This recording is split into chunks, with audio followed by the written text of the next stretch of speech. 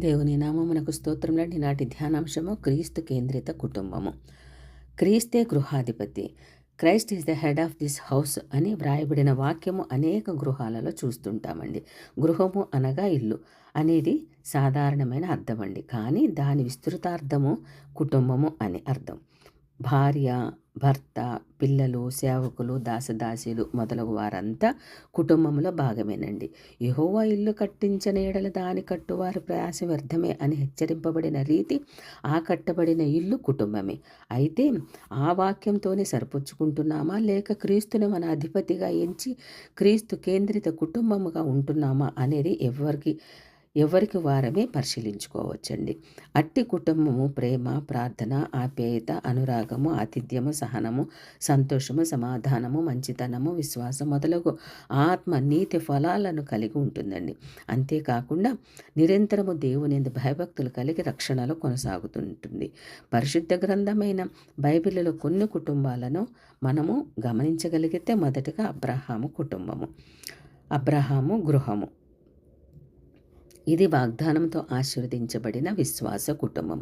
75 సంవత్సరాల ప్రాయంలో నీవు లేచి నీ ఊరిని, నీ బంధుజనులను, నీ దేశమును వీడి బయలుదేరుము, నిన్ను గొప్ప చేసి ఆశీర్వదింతును అని పలికిన యెహోవా దేవుని ఆదేశానుసారం మారు మాటలాడక దేవుని వైపు చూచిన అబ్రహాము దంపతుల విశ్వాసము ఎంతైనా కొనియాడదగినదండి. నక్షత్రముల వలె, ఇసుక రేణువుల వలె నీ సంతతి వృద్ధి పొందించేదనన్న దేవుని వాగ్దాన నెరవేర్పు కొరకు అబ్రహాము 25 సంవత్సరముల కాలము కనిపెట్టుట అనన్య సామాన్యము. అతనికి 100 ఏండ్ల వయసులో ఇస్సాకు జన్మించాడండి. ఆదికాండం 21వ అధ్యాయము 5వ వచనం ప్రకారం. మనమైతే ప్రార్థించిన వెంటనే జవాబు రావాలని కోరుకుంటామండి. కానీ అబ్రహాము సహనము, నమ్మిక, దేవుని యందలి పరిపూర్ణ విశ్వాసములతో కనిపెట్టి వేచి ఉండి అతడు విశ్వాసులకు తండ్రిగా, అనేక జనములకు తండ్రి, గౌరవనీయుడైన తండ్రి అని అర్థమిచ్చు తన పేరును సార్థకం చేసుకున్నాడండి. ఆ కుటుంబం మూలమున భూమి ఎందలి సమస్త జనములు ఆశీర్వదింపబడిననుట ఎంతైనా ధన్యకరము. అట్టి ధన్యత నొందుటకు అతడు, అతని భార్య శారా దేవుడని యెహోవానే తమ కుటుంబమునకు, తన జీవితమునకు కేంద్రంగా చేసుకున్నారనుటలో ఎట్టి అతిశయోక్తి లేదండి. రెండవ కుటుంబము గృహము. అమ్రాము గృహం అండి. ఇది దైవ అనుగ్రహం పొందిన కుటుంబం అండి. అమ్రాము భార్య యొకోబెతు. దేవుడు ఈ కుటుంబమును ఆశీర్వదించినందున వీరి సంతానంలో జ్యేష్ఠుడైన అహరోను కాంతి గలవాడే, ఇశ్రాయేలులకు ప్రథమ యాజక శ్రేష్ఠుడే ప్రకాశించాడు. నీటి నుండి రక్షింపబడిన మోషే మహానాయకుడే, విశ్వాస వీరుడే, ఇశ్రాయేలులను వారి దాస్యం నుండి రక్షించి వాగ్దాన భూమికి నడిపించే సజీవ సాధనమయ్యాడండి. అందుకు కారణము దాదిగా ఉన్న తన తల్లి పాలతో పాటు దేవుని అందరి భయభక్తులను రంగరించి పోసిందండి. దైవ భయముతో పెంచింది. తాను రాజకుమారునిగా పెరిగిన ఐగుప్తు ధనము కంటే క్రీస్తు విషయమైన నింద గొప్ప భాగ్యమని ఎంచుకొని దేవుని ప్రజలతో శ్రమ అనుభవించ సంసిద్ధుడయ్యాడు. కానీ ఫరో యొక్క కుమార్తెకు కుమారునిగా అనిపించుకొనుటకు ఒప్పుకోలేదండి.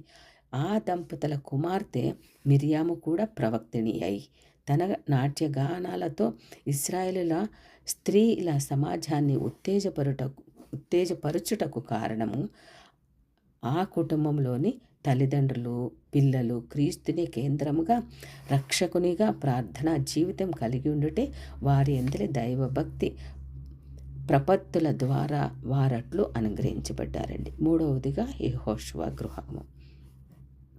ఇది యెహోవాను సేవించిన కుటుంబం. మోషేకు ప్రియ శిష్యుడై, రెండవ నాయకుడై ఇశ్రాయేలులను యొర్దాను దాటించి పాలు తేనెలు ప్రవహించు దేశానికి చేర్చిన భక్తిపరుడు, ఆత్మపూర్ణుడు, యుద్ధ వీరుడై అనేక రాజ్యములను, రాజులను జయించి వారికి యెహోవా దేవుని భీకరత్వాన్ని ఎరుకపరచిన ధీరుడు. యెహోవా రక్షణను చవిచూచిన అతడు, నేనును నా ఇంటివారును యెహోవాను సేవించెదము.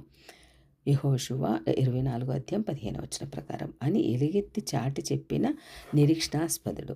ఈ విధముగా తాను తన కుటుంబంతో యెహోవా దేవుని సేవలో తరించి రక్షణను అందుకున్న ధీరోదాత్త దాసుడు, ప్రార్థనాపరుడండి. ఈ దినమున 3 గృహముల గురించి అబ్రహాము, అమ్రాము, యెహోషువ గృహముల గురించి నేర్పించినందుకు వేలాది స్తోత్రములండి.